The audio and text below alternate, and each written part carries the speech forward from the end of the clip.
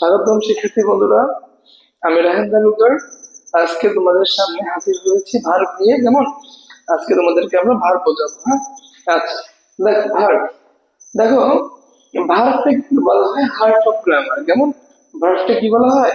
Heart of grammar, মানে এটা হচ্ছে গ্রামারের হার্ট। আচ্ছা, ভার্ব, ভার্ব অর্থ হচ্ছে কাজ। ভার্ব অর্থ হচ্ছে কাজ। ভার্ব দুই প্রকার, ফাইনিট এবং নন ফাইনিট।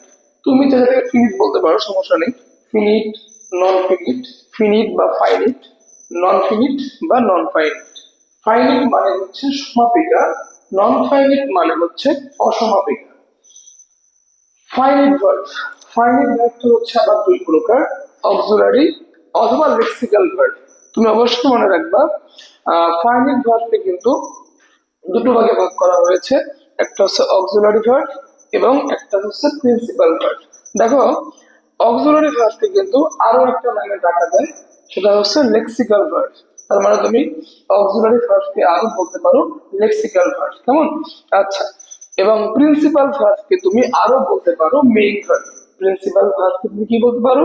মেইন ভার্ব বলতে পারো, কেমন? আচ্ছা, অক্সিলারি ভার্ব হচ্ছে আবার দুই প্রকার, প্রাইমারি এবং মডাল। প্রাইমারি অক্সিলারি ভার্ব এবং modal auxiliary verb. By the way, তুমি কিন্তু মডাল অক্সিলারি ভার্বকে আবার আরো একটা নামে রাখতে পারো, সেটা কি বলতো? Defective verb. তার মানে তুমি মডাল অক্সিলারি ভার্বকে আরো বলতে পারো ডিফেক্টিভ ভার্ব। এবার দেখো, প্রাইমারি অক্সিলারি ভার্বটা হচ্ছে আবার তিন প্রকার, to be, to do, to have. তোমাকে আমি আবারও বলি, প্রাইমারি অক্সিলারি ভার্বটা হচ্ছে আবার তিন প্রকার, to be, to do, to have. তুমি কিন্তু টু বি ভার্বকে বলতে পারো লিঙ্কিং ভার্ব অথবা শুধুমাত্র বি ভার্ব।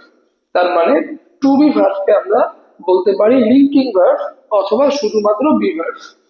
আচ্ছা, to be verb, linking verb বা বি ভার্ব, এটা হচ্ছে মোট পাঁচটা ভার্ব, am, is, are, was, war.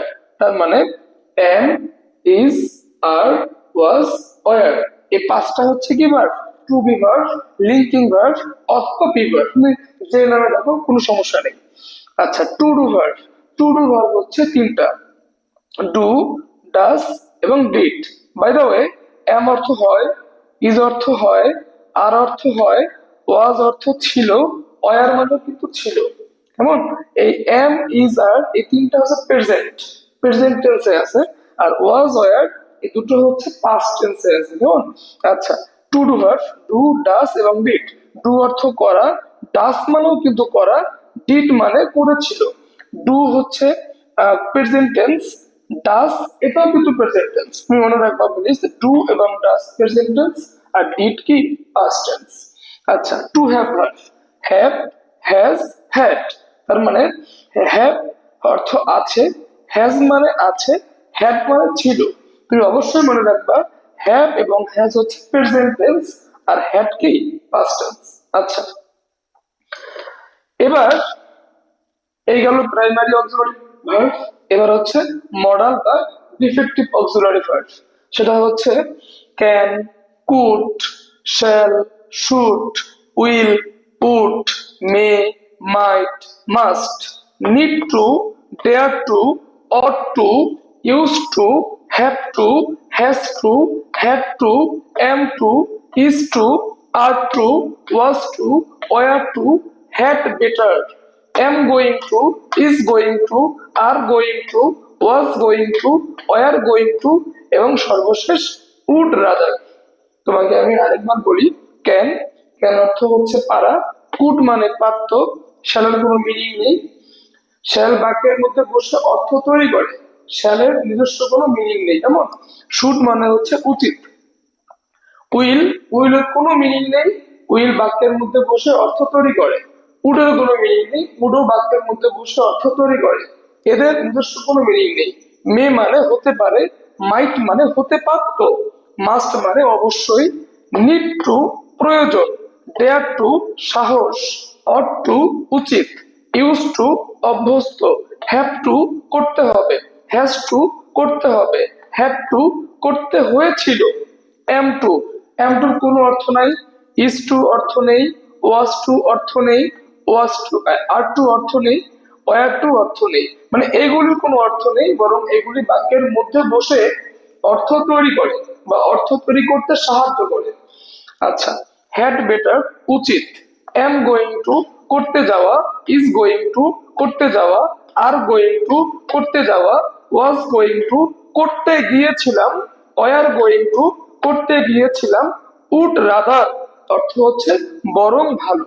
আচ্ছা, একটা বিষয় লক্ষণীয় এখানে, মানে এখানে কিন্তু তিনটা উচিত আছে, হ্যাঁ তিনটা উচিত।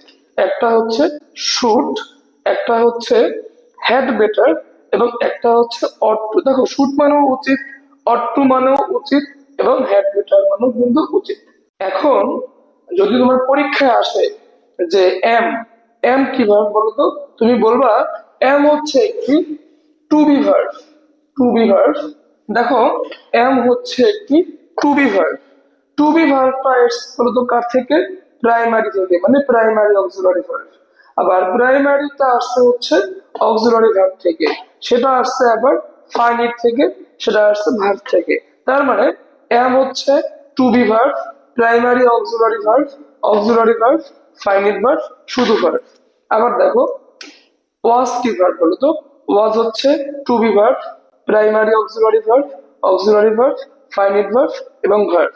আবার মনে করো ডাস কি ভার্ব, দেখো তো ডাস হচ্ছে টু ডু ভার্ব, সেটা আসছে হচ্ছে প্রাইমারি থেকে, সেটা আসছে হচ্ছে অক্সিলারি ভার্ব থেকে, এবং সেটা আসছে ফাইনিট সবশেষ ভার্ব থেকে আসছে। আচ্ছা, আবার হ্যাভ কি ভার্ব, হ্যাভ আসছে টু হ্যাভ থেকে, সেটা আসছে প্রাইমারি অক্সিলারি থেকে, সেটা আসছে আবার অক্সিলারি থেকে, সেটা আসছে আবার ফাইনিট থেকে, আবার সেটা আসছে ভার্ব থেকে। তুমি তার মানে দেখো এই তিনটা শেষ অংশে ভিন্ন ভিন্ন হলেও এটার কিন্তু অরিজিন একটাই, সবগুলি ভার্ব, সবগুলি ভার্ব। আরেকটা দেখো এই তিনটা এখানে ভিন্ন ভিন্ন হলেও এটা কিন্তু সবগুলি এই ফাইনিট ভার্বের অন্তর্গত, মানে এম এটাও ফাইনিট ভার্ব, হ্যাভ এটাও ফাইনিট ভার্ব, যদিও নিচের অংশ অনেক ভিন্নতা আছে। আবার মনে করো এই যে কুড, বলো তো কুড কি ভার্ব, কুড হচ্ছে একটি modal auxiliary verb, auxiliary verb, finite verb. তার মানে দেখো এই ডাস এটাও কিন্তু ফাইনিট ভার্ব, কুড এটাও কিন্তু ফাইনিট ভার্ব।